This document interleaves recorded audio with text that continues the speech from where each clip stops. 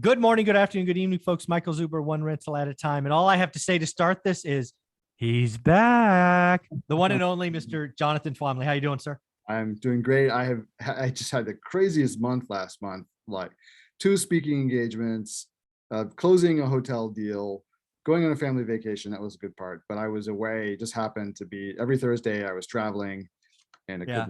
couldn't get together with you. So it's good to be back. Good to see you. Yeah, the audience missed you. I missed you. I appreciate our conversations.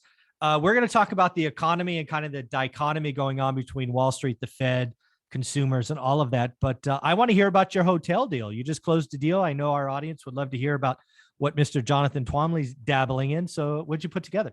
Yeah. So this is a old 1950s motel in in the Finger Lakes region of New York. This is a some sort of summer vacation, wine region, ecotourism kind of region of New York. Very, very beautiful. And the motel is in just a spectacular location overlooking one of the lakes.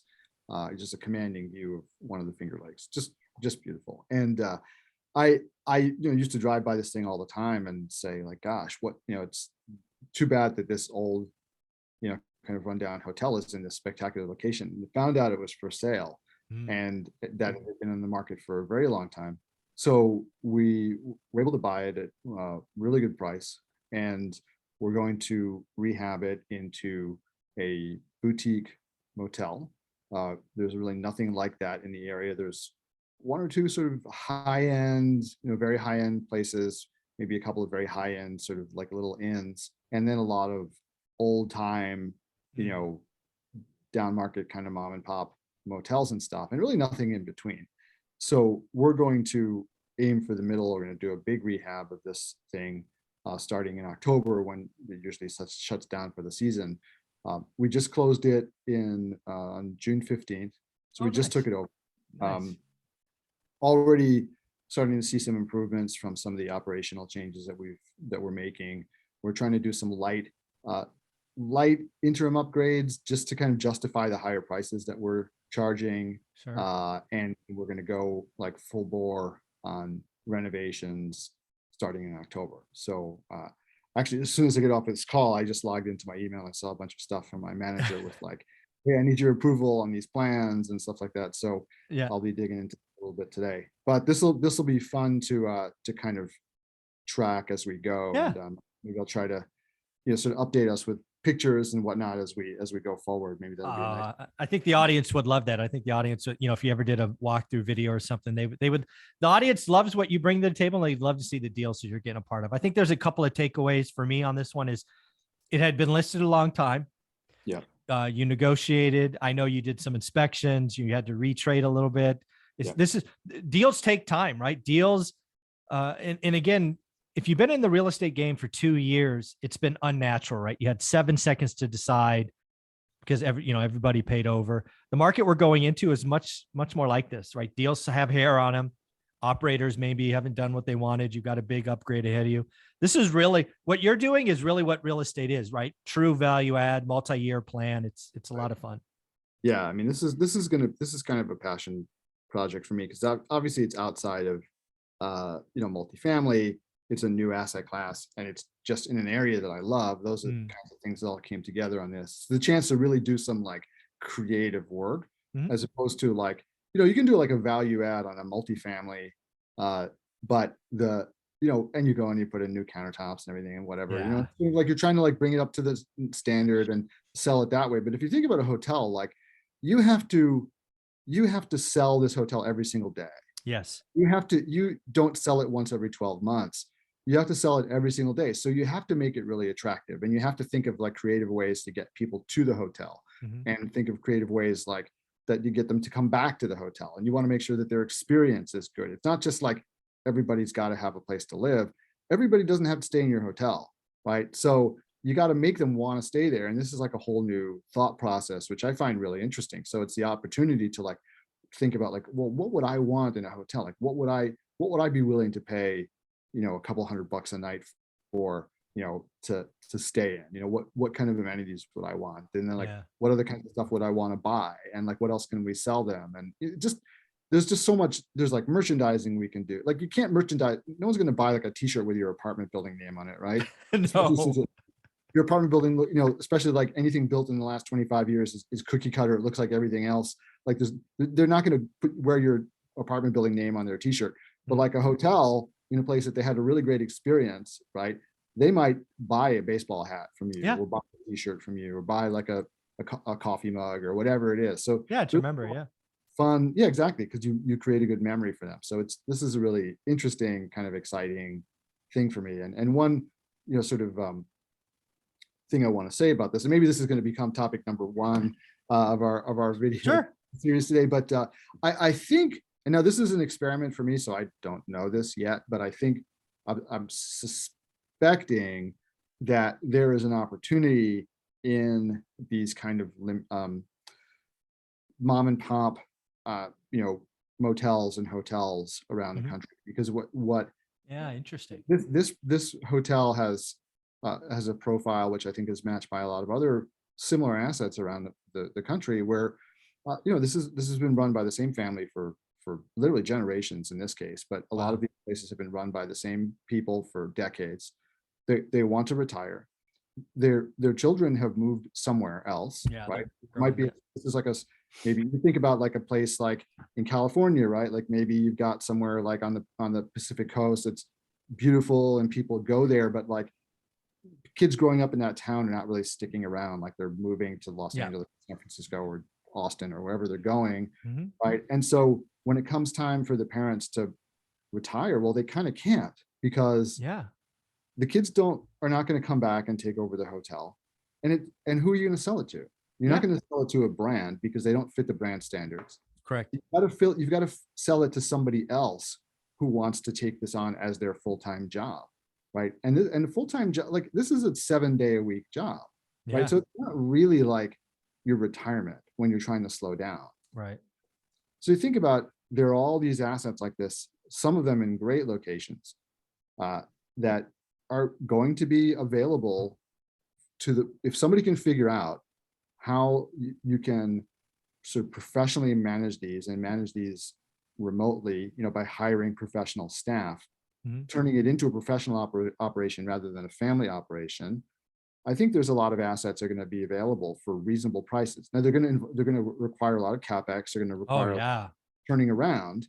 However, your all-in price for these hotels after your renovation may still be well below what you'd pay for, you know, per door Mhm. for a similar asset that you buy, you know, that's new or what Yeah. have you, right? So I think that there may be some real opportunity here, and so this is one of the things that I'm looking at towards the future. Like, if this works, then do I want to do more? Do I want to build Yeah. a brand of these kinds of hotels around upstate New York or the Northeast or whatever? Because I think there's a lot of these places around that you Yeah. know, that are available, and I see them listed, right? Yeah. So because now I'm on all the hotel lists suddenly. So this is something to kind of watch out for the future. Now it's Yeah. obviously a lot more management intensive than multifamily because of what I just described. Sure. It's more of a business, and even structurally, I mean, I've learned a lot just doing this deal. Like with a multifamily deal, you form an LLC, you buy the property, and like that, stick it in the LLC.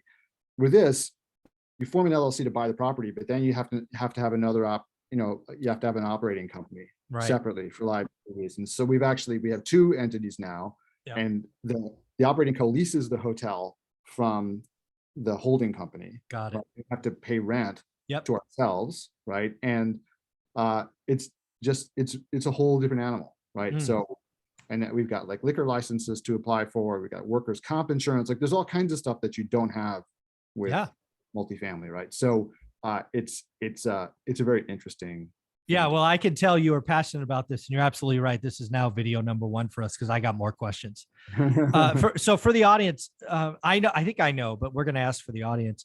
When was the first time you saw this as a deal, and then you closed on June 15th? It was months, right? Oh yeah, I mean, I first noticed this on the market probably September of last year, I want to say, So about somewhere around then. Yeah. 9-ish months. Yeah, Okay. I think I went and I looked at it in October of last year. And Okay. I think that's right. Yeah. yeah, and so, and the process for me was like I was literally looking on Crexy for like small multis that maybe I could buy myself or put together a couple of, group of a couple of friends and buy some small apartment properties upstate. Mhm. And then I happened upon this and like, oh, like this hotel that I pass by all the time Oh, there it is. on the market. Interesting, right? So I started poking around and I was like, I don't really know anything about how to run a hotel. My first thought actually was, well, why don't I buy this and run it as an Airbnb, right? As a big Airbnb. Okay. And that was the first thought. But then when I started thinking about it a little more, I was like, gosh, like the cleaning fees and stuff like that, like you're gonna need just somebody who works there just to clean. And once you get to that point, it's kind of like, well, it's a hotel.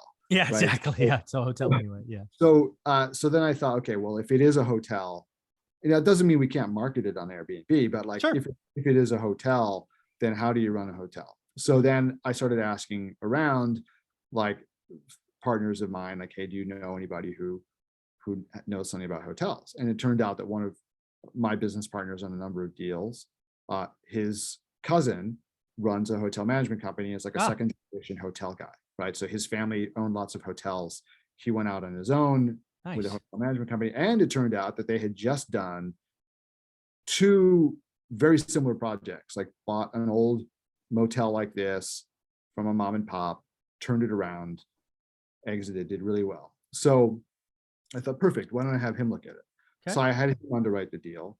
And he said, this looks like it could work. Yeah. Feasible. Yeah. Yeah. So then I thought, okay, well, I got to find the money to do it. I didn't really think I could go do this with like my regular investors because they're all multifamily investors. So I just went to one family that I know that is a little more sort of broad in their thinking. These are folks I've known for 30 years, and just presented it to them and said, hey, would you be interested in doing this? I want to do this all cash.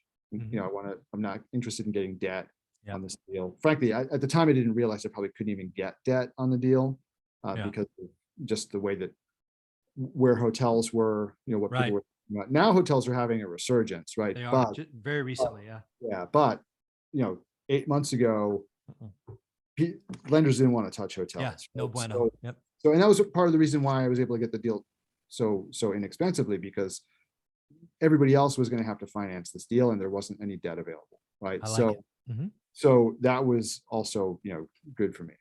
So roughly speaking, just because I know the audience will eventually ask, rough percentages is fine. They started it here and you got it here all cash. We're talking 10, 20, 30% discount.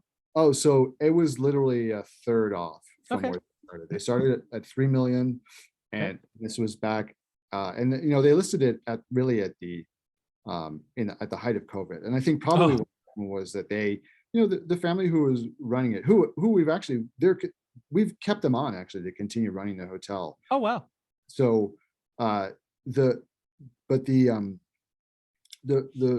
family who were running it, they were in their 80s, and I think when COVID hit, they were just like, man, I'm tired. Yeah, this is just tough. It's just time to let this go. And they listed it, and because of the environment, they just didn't get any crickets.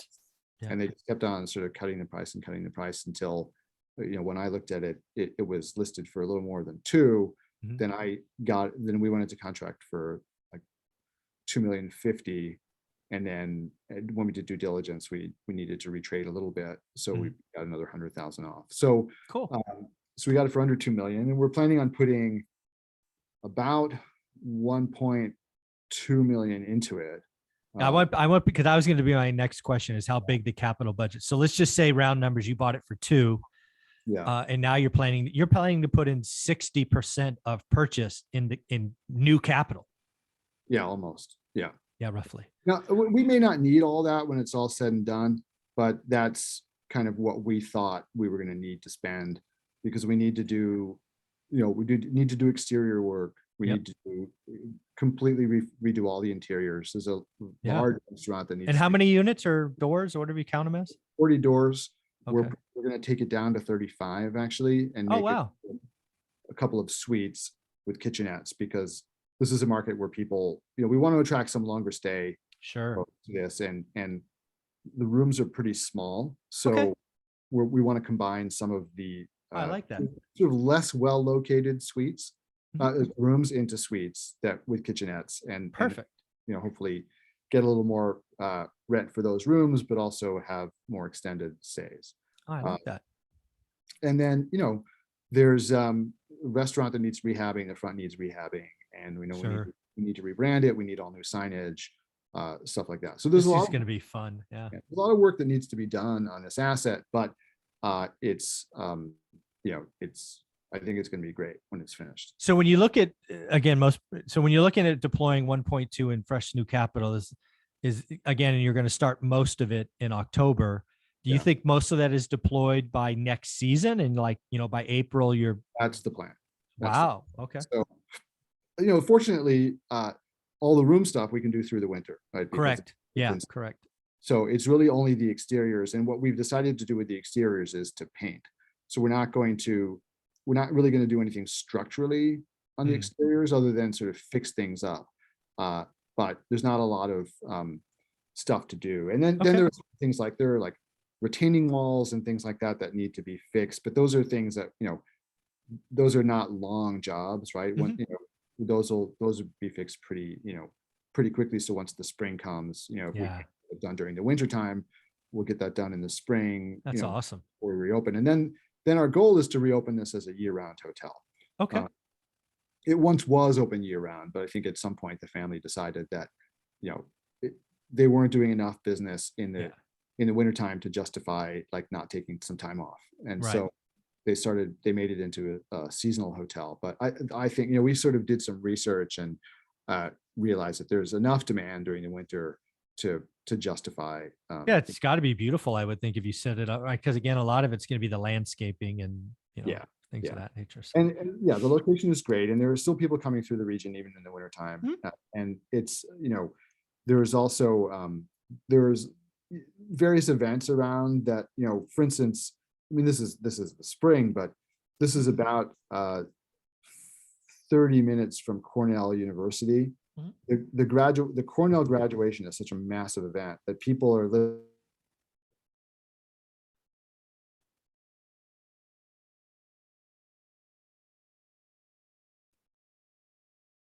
I think we might have lost Jonathan.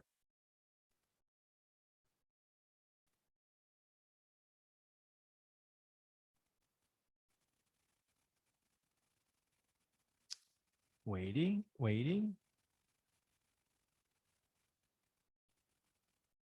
Well, folks, looks like